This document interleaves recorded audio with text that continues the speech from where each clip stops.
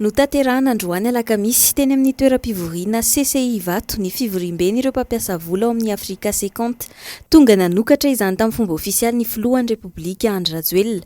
Nandritran'izany lanonana izany dia mbola nanamafy ny fahavononany hanafainganana ny fanamboarana ny toby famokarana herinaratra ho volobe ny Afrika 50 izay manana petrabola amin'izany tetika izany araka ny nambarany Alain Ebobisse, tale jeneraly ny tivondrona mpampiasa vola ity.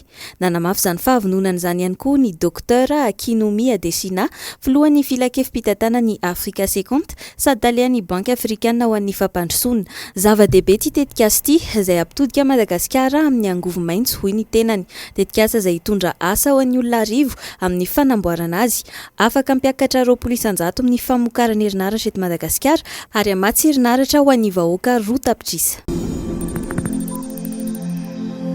Taoriana ireo kandida avy amin'ny listra tiako Madagasikara no taria Marc Ravalomanana dia mbola tsy nisy hafa tonga nanatitra tota taratasy teny anivon'ny rafitra mpanamarina sy mpikirakira ny filatsahako fidiana na ny OVEC eto Antananarivo renivohitra. Taoriana fanapa-kevitry ny gouvernemanta dia mbola manana herinandro ireo kandida izay mikasa hilatsaka ho fidiana ho ben'ny tanàna sy mpanolotsaina ny tanàna hanaterana natota taratasin'izy ireo eny anivon'ny OVEC.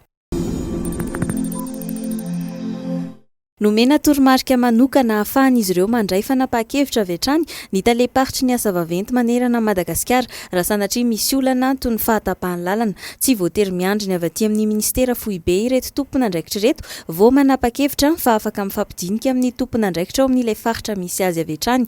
Hoy Rafidson Richard, ministry ny asa vaventy, mila mafisina araka izany ny fiaraha-miasa amin'ny samy tompon'andraikitra ifotony miaraka amin'ny vondrom-bahoaka hitsinja ara-pahefana ary ny sehatra tsy miankina any amin'ny faritra, hoy hatrany ny ministra, mba ahafahana mijery vahaolana aingana amin'izay olana mitranga ny an-toerana.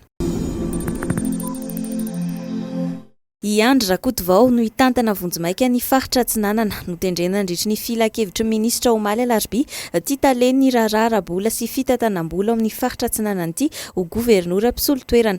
Izy izany no hisolo ny toerany Richard Rafidson izay voatendry ho ministry ny asa vaventy. Niemitra eo amin'ny laharana fahavalo amby zato ny ekipa-pirenena malagasy lehilahy eo amin'ny filaharana navoaka ny federasiona iraisam-pirenena ny baolina kitra androany alakamisy. Tamin'ny filaharana farany ny volana jolay teo dia 5-0 no nisy ny Barea.